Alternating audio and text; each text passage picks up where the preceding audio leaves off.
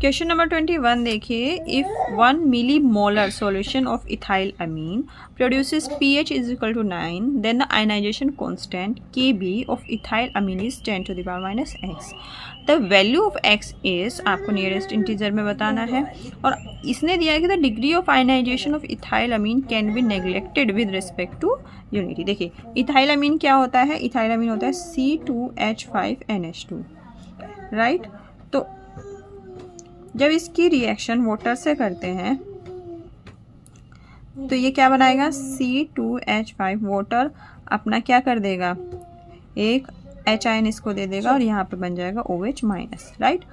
अब आपको पता है इसकी इनिशियल जो आपकी कॉन्सेंट्रेशन है वो कितनी है, 10 to the power minus 3 molar, क्योंकि एक मिली मोलर में कितने मोलर होते हैं, 10 to the power minus 3 molar. किसी भी टर्म्स के पहले अगर मिली आ जाए तो उसमें आप 10 to the power minus 3 से मल्टीप्लाई कर दो, राइट। तो उस चीज़ की यूनिट आ जाती है। जैसे मिलीमीटर, मिलीमीटर को अगर आपको मीटर में बनना चेंज करना है तो आप उसमें 10 to the power minus 3 से मल्टीप्लाई कर दीजिए।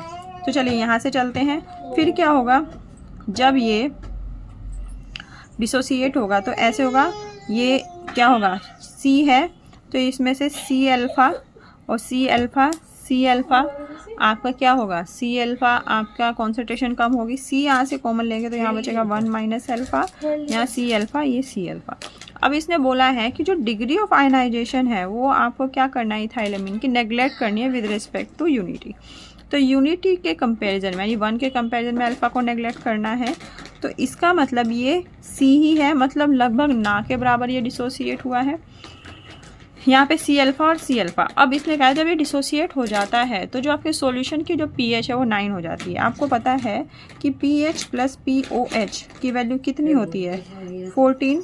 pH की वैल्यू 9 दी है तो POH की वैल्यू कितनी आ जाएगी आपकी, POH की वैल्यू यहाँ से आपकी आ जाएगी 14 माइनस 9 इज इक्वल टू 5, या फिर इस POH का मीनिंग क्या होता है, मतलब इसका मीनिंग होता है minus log concentration of OH is equal to 5, या फिर कॉन्सेंट्रेशन ऑफ H क्या आ जाएगी 10 to the power minus 5।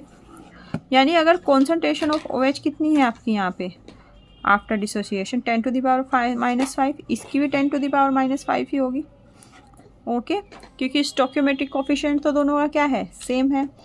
तो Kb क्या होगा, Kb आपका होगा C2H5 concentration after dissociation, this into concentration of OH minus divided by C2H5NH2।